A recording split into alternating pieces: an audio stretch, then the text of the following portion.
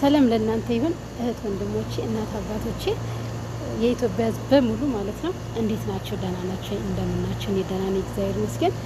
ከሰዓት በኋላ ያለውን ነገር የምሰራውን ስራ ላሳያችሁ። ታች በርግጥ ያው ጨርሼ ነው የመጣሁኝ። እዚህ ጋር ልብስ እያጠብኩኝ ላሳያችሁ። ቆይ እዚች ጋር ማለት ነው ግቢ ልጠርግ ነው። መጥረጊያን እዚች ጋር አዘጋጅቻለሁ። ከዛ ደግሞ እንደዚህ ገባና ወደ ውስጥ ማለት ነው ከሰዓት ያለውን ውሎዬ ላሳያችሁ ማለት ነው። እና እኔ ደግሞ የምኖረው ሳውዲ አረቢያ ነው። ሳውዲ አረቢያ እንግዲህ እንደምታዩት ነው። እዚህ ጋር ልብሴን እያጠብኩ ነው። ይኸውላችሁ እዚህ ጋር ከዛ በመቀጠል መለስ ስልና ማለት ነው ግቢን እጠርጋለሁ። ግቢውንም ላሳያችሁ የምጠርገውን ግቢ ማለት ነው። እና የማዳብ ቅመሞችዬ እውነት ለመናገር ማለት ነው በርቱ፣ ጠንክሩ። ከብዙ ልፋት ከብዙ ድካም በኋላ ነው ጥሩ ነገር የሚገኘው ማለት ነው። እና እኔ ያለሁት አሁን ሳውዲ አረቢያ ነው። እና ሳውዲ አረቢያ ላይ በአሁኑ ሰዓት ሙቀት ነው፣ ግን እግዚአብሔር ይመስገን በእግዚአብሔር ኃይል እንችላለን።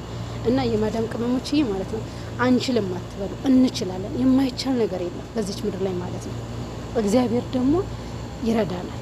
እኛን ዋናው ለሰው ልጅ መልካም ማሰብ፣ መልካም መሆኑ፣ መልካም ከሆነን እግዚአብሔር ይረዳናል ማለት ነው። እና ስለዚህ ግቢዬን ምን ያህል ስፋት እንዳለው ላሳያችሁ። ይሄውላችሁ እንግዲህ ትንሽ ተቀመጪ ውጪ ግቢ ትለኛለች። ይሄ አይሲ ነው ሀገራችን ኢትዮጵያ። እኔ እንጃ በኢትዮጵያ አይሲ ነው መስለኝ የሚባለው፣ እዚህ ጋር ሀገር ደግሞ ሙከየፍ ይባላል ማለት ነው። ይሄ እና ደግሞ እዛ ጋር እንዳለ ይኸውላችሁ፣ እዛ ጋር ደግሞ የበጎች በረት ነው በሀገራችን ማለት ነው። ያችን እንትና ከታየቻችሁና ከዛ ጀምሮ እንደዚህ አድርጌ ከዛ ጀምሮ እዛ ጋርም አንድ አይሲ አለ።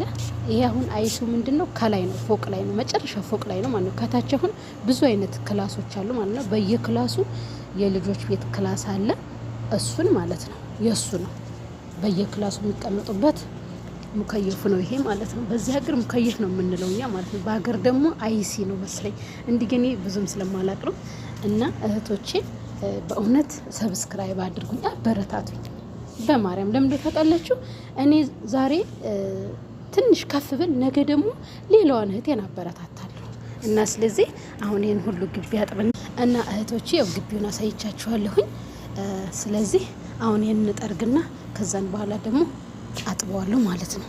ከሚገርማችሁ ይሄ ራሱ ይሄ እንደዚህ ራሱ ይሄ እንትን ማስገቢያ ነው የሙከየፉ ማለት ነው፣ የአይሲው ማለት ነው። ውሃ እንትን ማለት ነው ማስገቢያው ነው። እና እህቶቼ የማዳም ቅመሞቼ በመላው ዓለም የምትገኙ ይሄንን ይመስላል። ከዚህም በኋላ አሁን ይሄን ግቢ ጠርግና ያው ጊዜ ስለማይበቃኝ ነውና ግን ሰብስክራይብ ሼር